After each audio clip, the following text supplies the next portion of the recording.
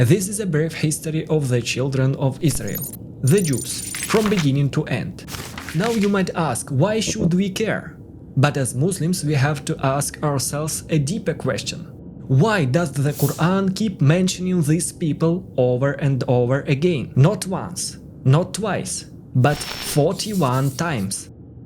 Surely that should interest even Jews themselves. Why are the children of Israel mentioned so many times in the Muslim holy book? What is their connection to Islam? This isn't just a historical puzzle. It's a key to understanding the ancient ties and the modern relationship between Judaism and Islam, between Jews and Muslims around the world. And by the end of this video you might realize something. The answers we are looking for today might not be found on modern political maps, but deep in the historical and cultural heritage. يا بني إسرائيل. Judaism is considered a relatively small religion compared to the world's major faiths. Today there are about 15.3 million Jews worldwide, making it much smaller in size than Islam, Catholicism, or even many branches of Christianity. Yet, despite its size, it remains one of the most powerful and influential groups.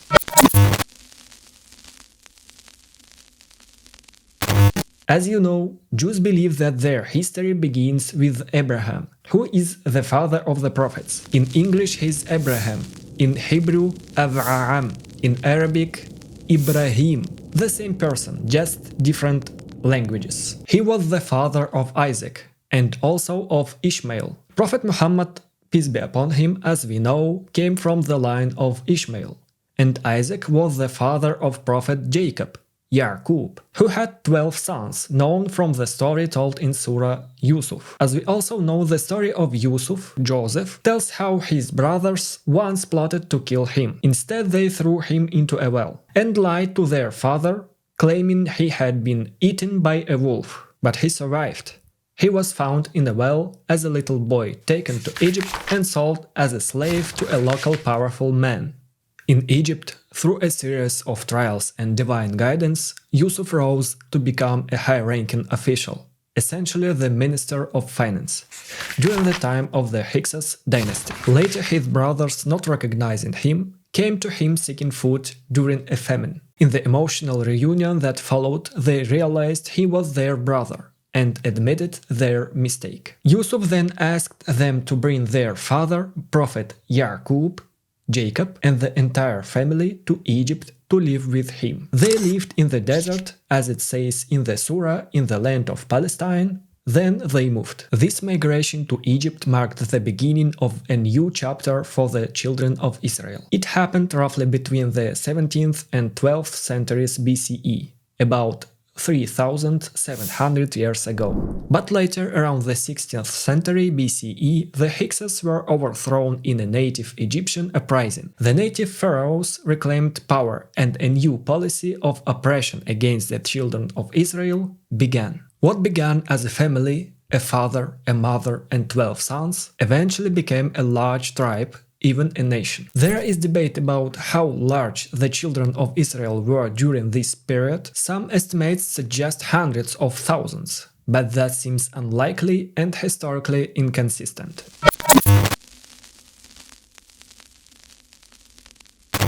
Now we come to the birth of Moses. In English he is Moses, in Hebrew Moshe, in Arabic Musa, same prophet.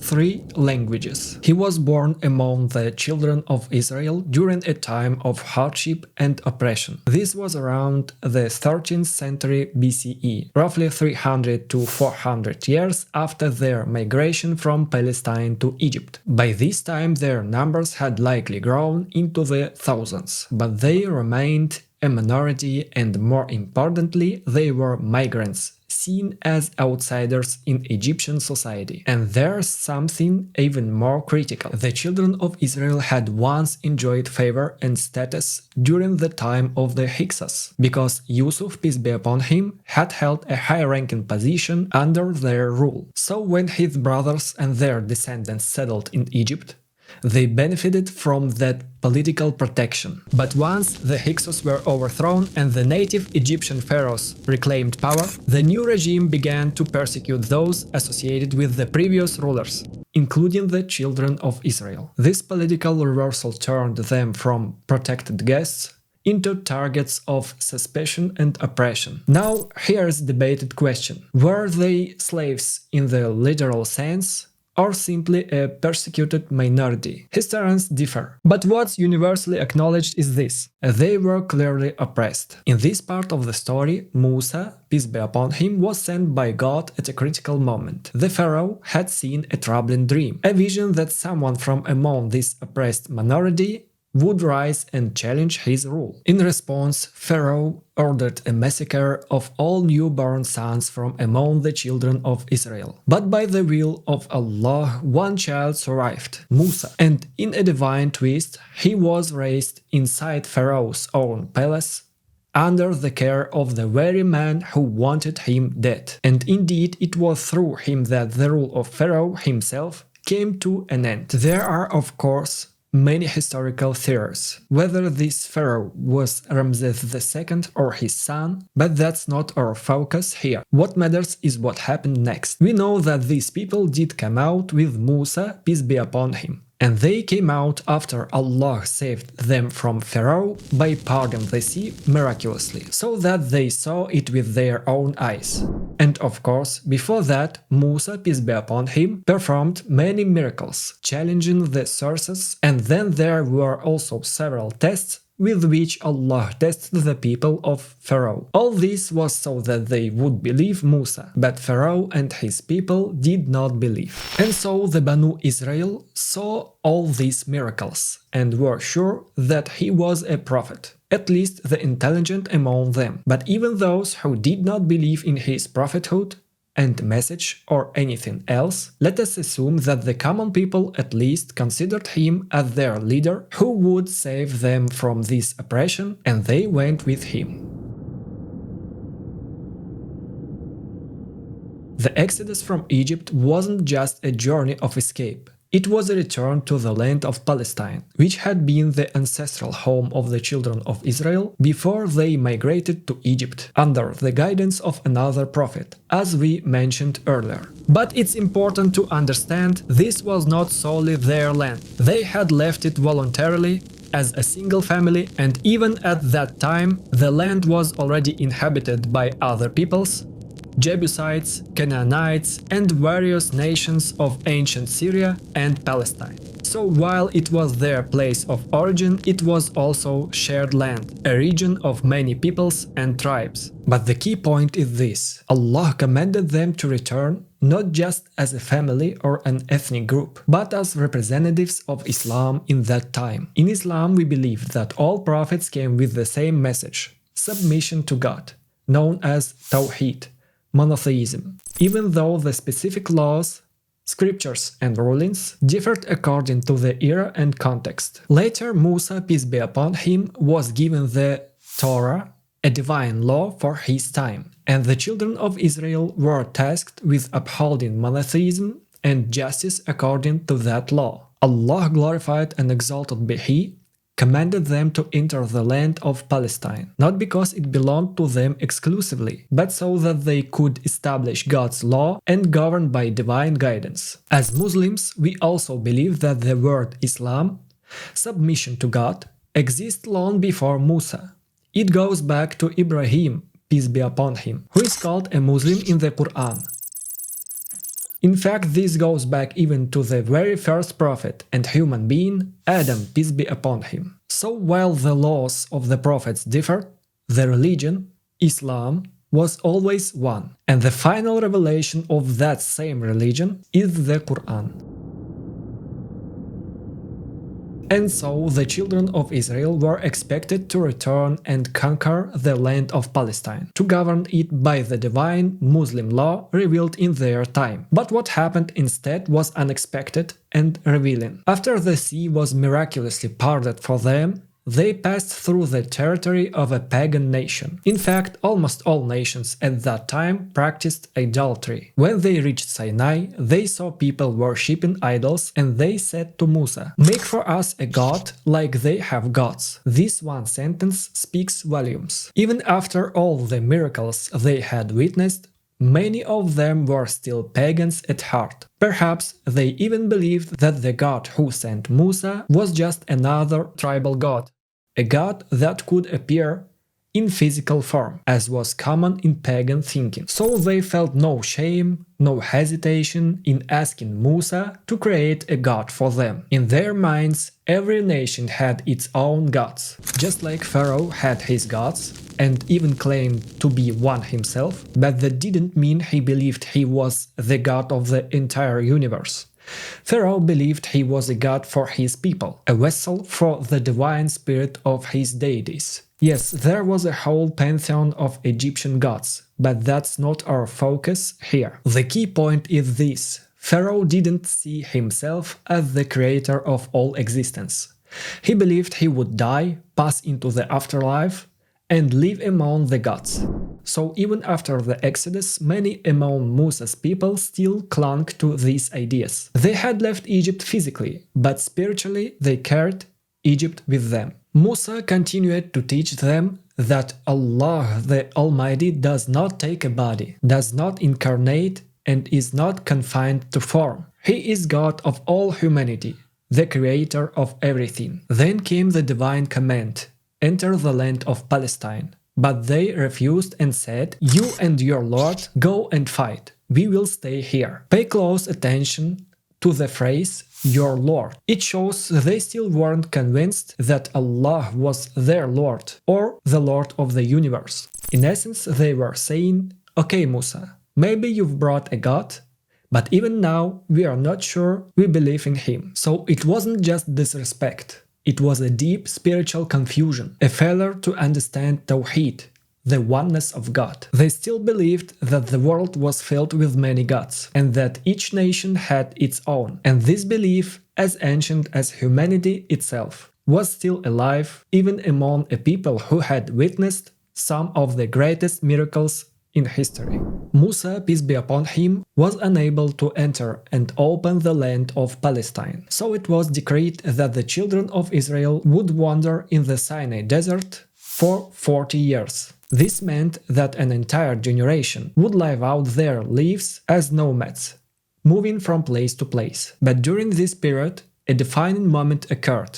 The Torah was revealed to Musa, peace be upon him, inscribed on tablets. God had promised him that after liberating the children of Israel from slavery, he would give them a divine religious code. So Allah commanded Musa to ascend the mountain to receive the Torah. Before leaving, he placed his brother Harun in charge of the people. But when Musa returned, he found a shocking scene. Banu Israel had fashioned a golden calf out of melted jewelry, and they had begun to worship it, just as they had seen in Egypt. Musa, deeply angered, seized his brother by the beard in frustration. This part of the story is often mentioned briefly, but it highlights something essential. Even after all the miracles they had witnessed, many among them still held on to pagan beliefs.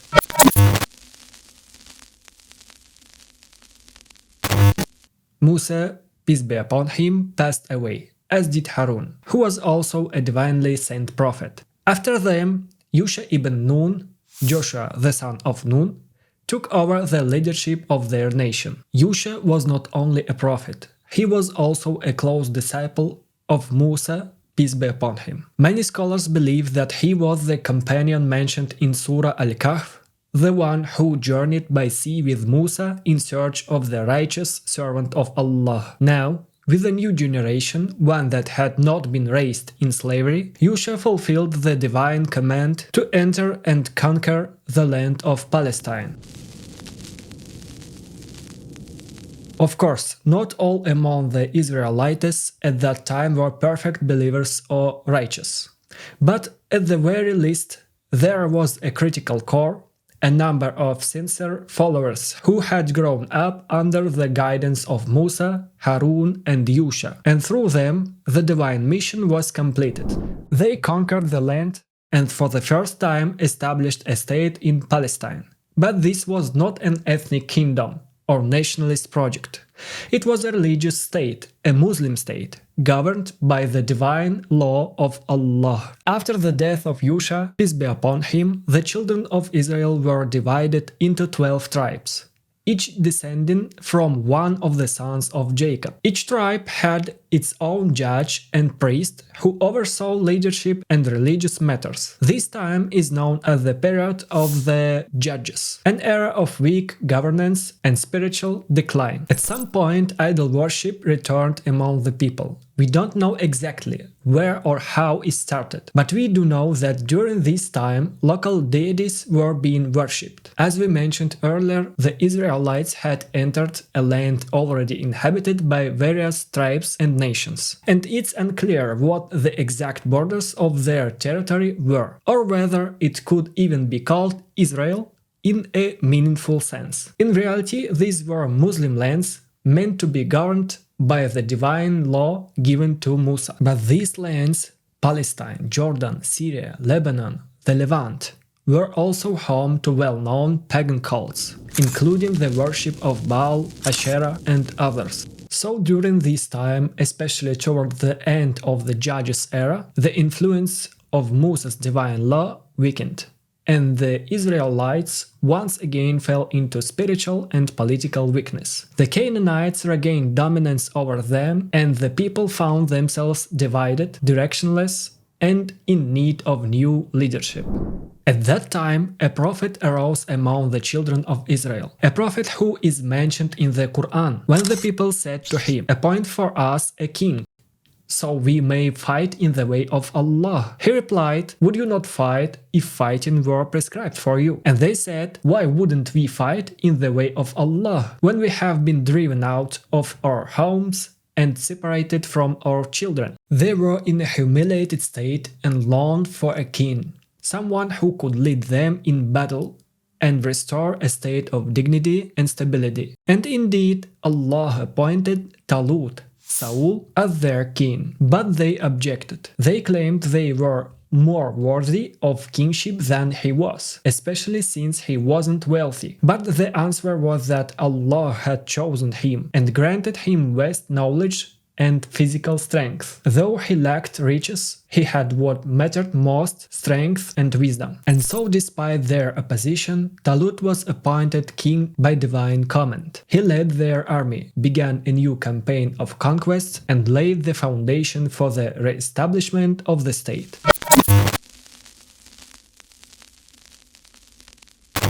In that battle, a young man named David, stood out. He was from the children of Israel, still quite young, but he performed a remarkable feat by killing the enemy king, as mentioned in the Quran. From that point on, the name of Daud, peace be upon him, became known far and wide. After the death of Talut, he was appointed king of the children of Israel, and he re-established their kingdom.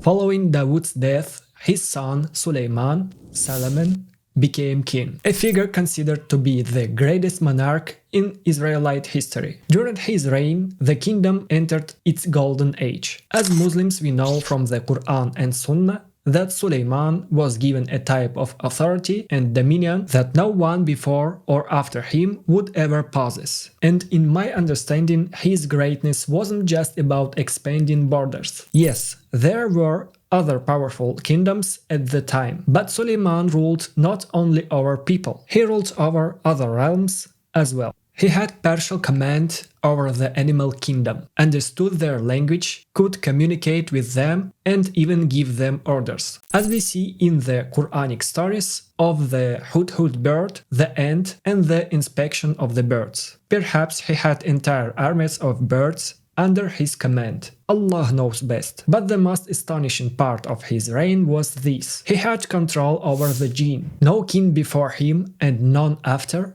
has ever had such power. Even today, while some rulers might seek help from the jinn, they don't truly control them, and whatever interaction they have often involves magic or forbidden practices. Suleiman, peace be upon him, however, commanded the jinn by Allah's permission, and ruled his vast empire according to divine revelation, the law of Islam. And most likely he also built or restored the mosque that had originally been established by Ibrahim, peace be upon him, what we now know as Al-Aqsa Mosque. Al-Aqsa is not limited to the Marwanite prayer hall, the Mosque of Umar, or the Dome of the Rock. Rather, it refers to a vast sacred complex encompassing the entire platform visible in modern photos and maps. This is the Haram al-Qudsi, the Jerusalem sanctuary, which existed since the time of Ibrahim and was later rebuilt by Suleiman, peace be upon him. It was a place where Muslim prayer, including ruku', sujud, and qiyam, was performed, possibly with some small differences in form. Even today, some tribes and religious communities still practice a form of prayer that strongly resembles the Muslim prayer we know today. After the death of Suleiman, peace be upon him, the kingdom was unfortunately divided into two parts. In the north, the kingdom of Israel was established under the leadership of Jeroboam, a former servant of Suleiman. Its capital was Nablus, and it included 10 of the 12 tribes, making it the more populous of the two. The smaller kingdom, Judah, had its capital in Jerusalem, Al-Quds, and was ruled by Rehoboam, the son of Suleiman. It consisted of the tribes of Judah and Benjamin. Each of these tribes, as mentioned earlier, descended from one of the 12 sons of Yaqub, peace be upon him. The kingdom of Israel was conquered by the Assyrians in 722 BCE, while the kingdom of Judah was destroyed by the Babylonians in 586 BCE. What's significant is that even before their downfall, both kingdoms witnessed a return to idolatry. Despite being sent many prophets, unbelief and polytheism crept back into their society. When the Babylonians destroyed Jerusalem, they also destroyed the sacred mosque, which in later Jewish tradition became known as the Temple, a place where they believed they worshipped Yahweh, Jehovah, as we'll explore later. This reflects important differences in their understanding of God, a concept that had shifted significantly from the pure monotheism brought by the prophets.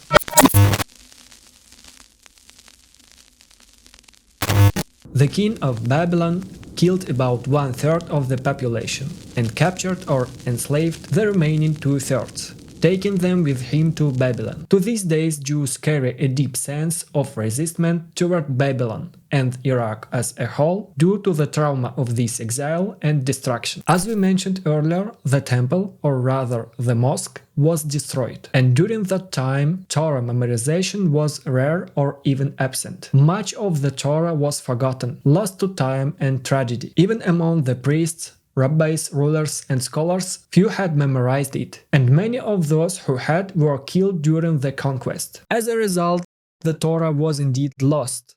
During the Babylonian exile, efforts began to reconstruct and rewrite what had been forgotten. But part of it was not just distorted, it had been completely erased from memory. According to their own writings, the prophet Ezra, known in the Quran as Uzair, was the one who restored the lost Torah through divine revelation, though his occurred after his return from captivity. How did they return from exile? It's a long story, but the tradition says that a Jewish woman named Esther, a former captive from among the children of Israel, approached the Persian king. She is the central figure in the book of Esther, which bears her name in the Hebrew scriptures. Esther won the king's heart, whose name is recorded as Artaxerxes, though he is known by different names in various historical and linguistic sources. Through her femininity and beauty, she was able to convince him to lift the oppression placed on the Jewish captives. She also persuaded him to allow their return to the land of Palestine and support to rebuilding of Jerusalem, including what they referred to as the Temple of God. This new settlement remained under Persian rule, but granted the Jews a degree of autonomy. This event took place around 538 BCE.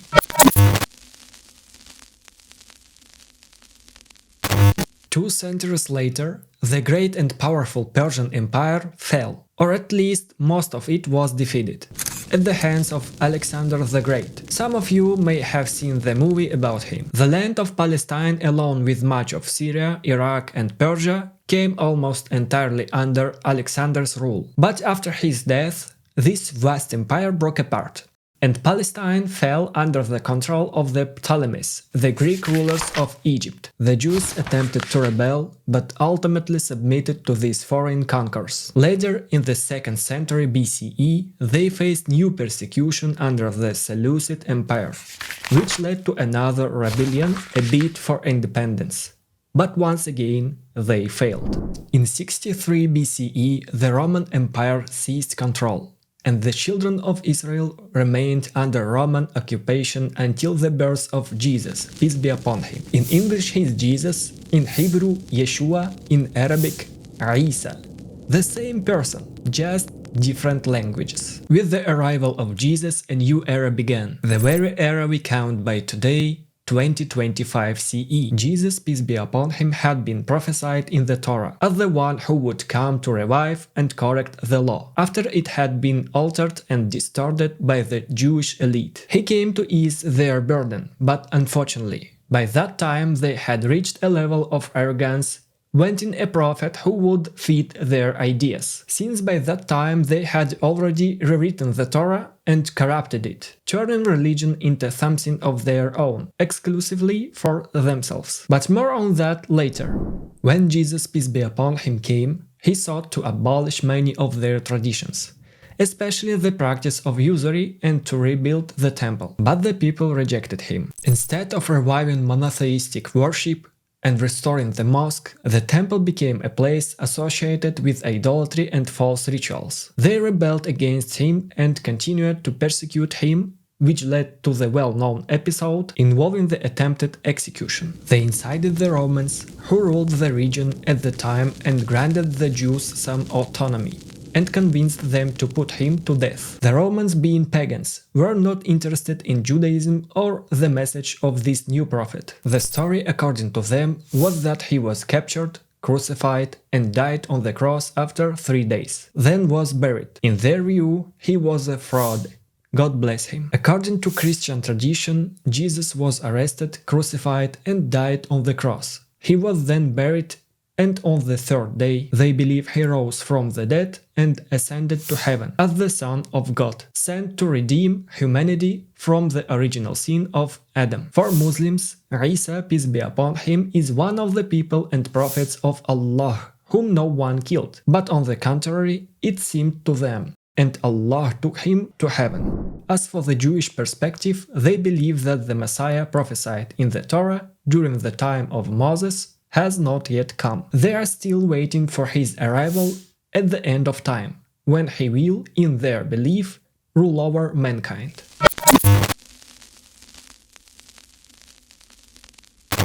The hopes of the Jews were revived with every hardship they endured from the Babylonian captivity onward. What I forgot to mention is that the Second Temple was destroyed by the Roman Emperor Titus in 70 CE. This marked the beginning of their diaspora, as their kingdom was erased and they never regained independent rule thereafter. Of course, they still existed, but under the control of emperors, specifically under Roman rule, although they had earlier tried to have Jesus, peace be upon him, killed in 70 CE. It was the Romans who turned against them. They were massacred, the temple was destroyed, and they were stripped of all forms of autonomy. From that moment on, the scattering of the Jewish people across the world began. Many of them viewed this as a divine punishment for their disobedience and rebellion, yet they continued to believe that the Lord Jehovah would, despite their actions, one day restore their kingdom. The idea is that throughout the centuries, from time to time, someone would claim to be the Messiah,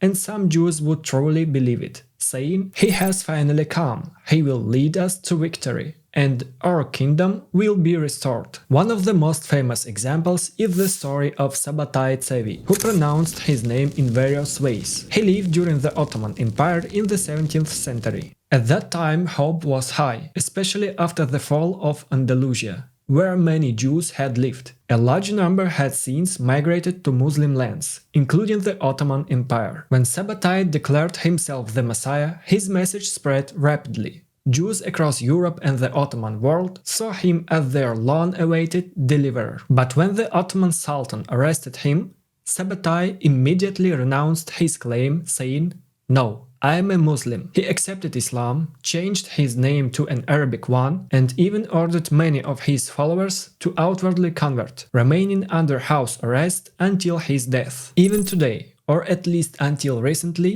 many of his followers outwardly presented themselves as Muslims, but inwardly rejected Islam. These people became known as the Donme, a secretive sect that would later play a role in the overthrow of the Ottoman Empire. According to their modern messianic prophecies, the Jews must first gather in the Holy Land, regathering from their dispersion and disunity, even before the appearance of the Messiah. This means that even before they are commanded to establish their state, they must begin to gather in the Holy Land, at least initiate the process. They are not required to all gather at once, but they must begin to establish economic control over the world, destroy the Al-Aqsa Mosque, and build the Third Temple on its ruins. According to this belief, a massive war must also take place, one in which 2/3 of humanity will perish. This is known as the Battle of Armageddon, or Harmagiddo as Zionist Christians refer to it. It is described as a global conflict between the Jews and the followers of Christ, as well as the rest of humanity. The Jewish belief is that all of this will happen before the arrival of awaited Messiah. After this war and their victory, the Messiah will appear, and those who survive will recognize his authority. Then will come an age of justice, prosperity, and global healing under his rule. Once 2/3 of humanity have perished, they believe they will rule the world, aligning with what is often referred to as the Golden Billion Theory. There are approximately 8 billion people on Earth today. And according to this theory, though widely regarded as a conspiracy theory, 7 billion would be eliminated, leaving 1 billion to be governed more easily. While not a proven theory, it reflects a prophetic expectation. 2/3 of humanity will die, then the Messiah will appear, and his people will rule as his soldiers and chosen nation. There is disagreement among them regarding how long this Messiah will rule, ranging from decades to thousands of years, but in any case, this era is seen as a form of earthly paradise. It is also important to note that there are various sects and schools of thought among them, and there are disagreements on almost every issue. What I've shared here is just a brief glimpse into what exists within their thought and expectations. There is a conservative stream of Judaism that insists on a literal interpretation of these prophecies, taking them seriously as future events that must unfold exactly as described. On the other hand, the Reform movement leans more towards secularism and modernism, and rejects most, if not all, of these prophecies. Some among them believe that the establishment of the State of Israel has no religious significance whatsoever, seeing it purely as a political necessity, a pragmatic response to history rather than a fulfillment of divine promise. For them, it's a nationalist or political project, not a messianic one. The Jews of Europe were, for the most part, more focused on integration into society, but they faced what came to be known as the Jewish question, or Jewish dilemma, a term you can easily find on Google with dozens of books and articles written on the subject. This concept reflected a deep-rooted fear among many Europeans, a fear similar to what some express today about Muslim immigrants and minorities in Europe, America, and elsewhere. This fear helped shape what became the ideology of antisemitism. It was often based on conspiracy theories, whether justified or not, but it reflected a real anxiety. Back then they feared that these minorities, in particular the Jews, would one day take over culturally or economically. In reality, European societies never truly embraced the idea of pluralism or peaceful coexistence with minority groups. At that time, Muslims were almost entirely absent from Europe, and even if a small number existed in certain countries, they remained practically invisible due to the lack of migration and global openness we see today. Of course, all of that changed later, with colonialism, world wars, political intrigue, and greater global interconnection. But in those earlier centuries, the Jews were often persecuted, confined to ghettos, and kept on the margins of society. And just as we mentioned earlier, they held on to hope in a coming Messiah, who would liberate them from this oppression.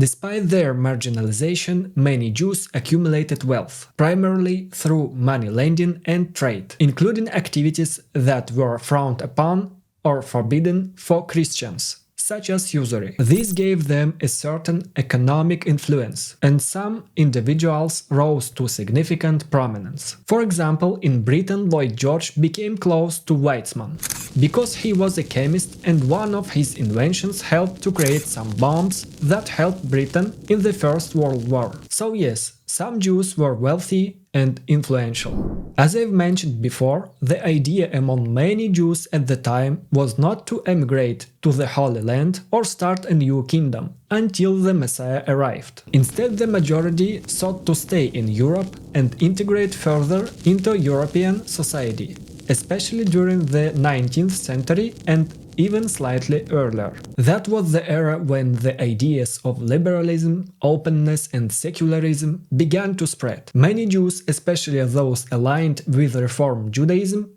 became significantly more secular than even many Christians of the time. While we don't know exact numbers, they represented a significant segment of the Jewish population. At the same time, there always remained a conservative religious group in every region, a group that held firmly to literal interpretations of religious texts and messianic prophecies. There is also the idea of a so-called Jewish race, a concept surrounded by myth. This is a complex topic, but we can briefly summarize the main points. Jews are not a single race. There are different ethnic groups within Judaism. There are Sephardic Jews and there are Ashkenazi Jews, the latter being the group commonly associated with Eastern Europe. And this is important, because around 90% of Jews in the world today, including the majority in modern Israel, are Ashkenazi Jews. They are often seen as the dominant group, historically producing most of Israel's political leaders, for example, Netanyahu and many others. They are generally considered part of the white European population, even though the original children of Israel, descended from the prophets of the Middle East, would have looked more like Arabs with features typical of the region. The key idea here is the story of the Khazars, a Turkic people who are said to have converted to Judaism in the 7th century CE, during the time of Harun al-Rashid and the Abbasid Caliphate. At that time, the world was largely divided between two dominant superpowers: the Abbasid Muslim Empire in Baghdad, which extended across Africa, Asia, and parts of Europe, and the Christian, Roman, Byzantine Empire. The Khazar kingdom arose in the region between Armenia and Azerbaijan, positioned at the cultural and geographical crossroads of Europe and Asia, between Muslims and Christians. The Khazars were initially idol worshippers, like many nations of the time. But their king sought religious distinction, something that would set him apart from both empires. So he adopted Judaism, and in time, he convinced his court and people to embrace the religion as well. Over the following centuries, Judaism spread among the Khazar population, though many may have continued pagan practices for generations. The key takeaway is this: these Khazar Jews have no racial or genealogical link to the original children of Israel, or to the lineage of Prophet Israel, Yaqub, peace be upon him. This is a long and complex story, There have been various studies attempting to map the genetic profile of Jews living today in Europe and America. Because even if we assume that some of them had lived in Andalus, Muslim Spain, the historical record shows that these people had migrated from Palestine to Andalus, and after the fall of Andalus, dispersed across various European countries. Many of them have no direct racial link to the original Israelite population. This is because the idea of an original, pure, untouched race is a myth everywhere and throughout all of history. No group can genuinely claim that it has remained 100% racially pure over the course of hundreds, let alone thousands of years without any intermixing. Thus, most modern genetic studies confirm that there is significant admixture within contemporary Jewish populations. Even the most optimistic studies suggest that, for example, a Jewish individual living today in Europe, in a place like Belgium,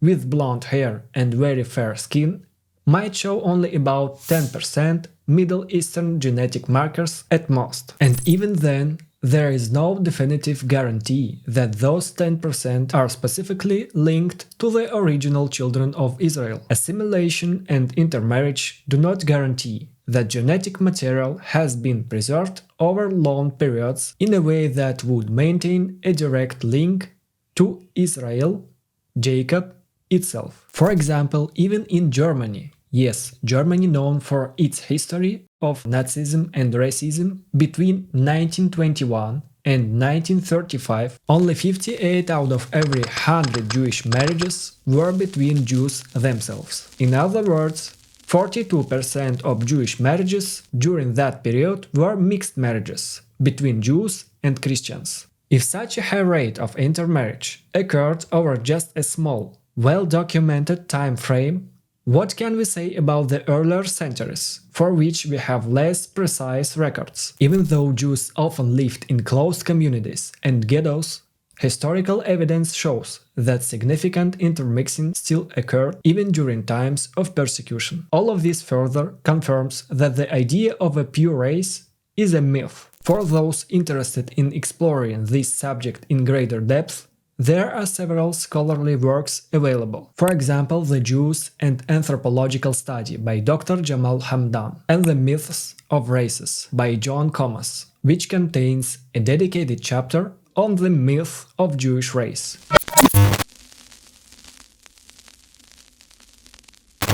To keep it brief, as we discussed earlier, Zionism emerged among the Jews along with the growing Jewish question in Europe. The Europeans politically supported the idea of Zionism, largely as a means of getting rid of the Jews. Historically, Europeans persecuted, expelled, and mistreated the Jews multiple times, from various countries including England and many others. In some cases, they were literally driven out. Through this process, the path was eventually paved for the establishment of the state we know today as Israel. The Jewish people were indeed a people who had suffered oppression, and most of them, the ordinary folk, do not fully understand the deeper political and religious manipulations at play. However, those who lead them, those who distorted the original scriptures, or who follow the tradition of distortion passed down over centuries, are the ones who attributed their religion to a specific people and a specific race. They claimed that God promised them certain lands and rights, and based on this they justified actions against others. And when other peoples do not submit to this claim, they have no hesitation in using any means of power or force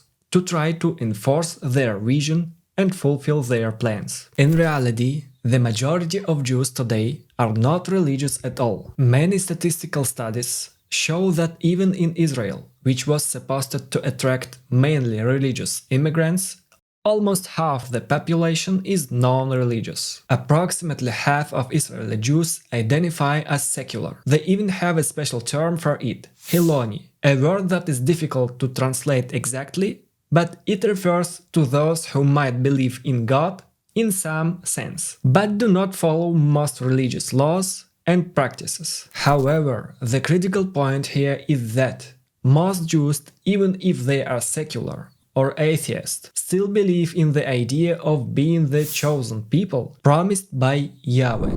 Even Theodor Herzl, the founder of modern political Zionism, was likely an atheist or at least a secular Jew. Yet, despite their level of religious belief, many Jews maintain the conviction that their nation is chosen, their people are special, and they deserve a special status in the world, even if they don't actively believe in God himself. At its core, it becomes a matter of identity and belonging rather than purely theological belief. Moreover, there is a widespread sentiment among Jews that, after centuries of persecution including the horrors of the Nazi era and the Holocaust, it was time to establish their own state, a place where no one could threaten their survival again. If you discuss these topics with a secular Jew, and you do so without making them feel attacked or uncomfortable, they will most likely tell you that they do not believe in what the current scriptures say about nationalism, about being a chosen people,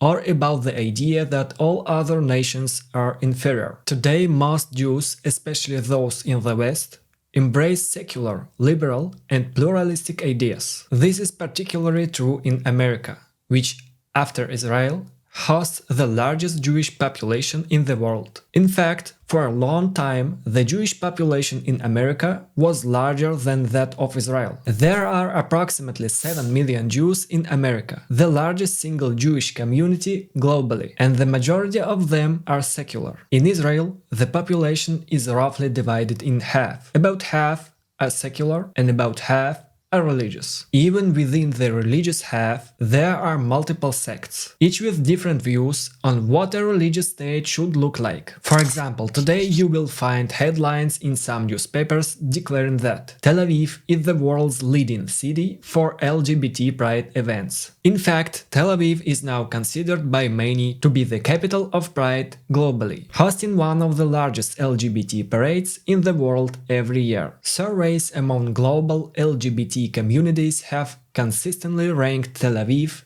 as one of the top destinations for attending pride events, recognized worldwide as a center for liberalism, pluralism, and ideas that have little or nothing to do with the teachings of the Torah.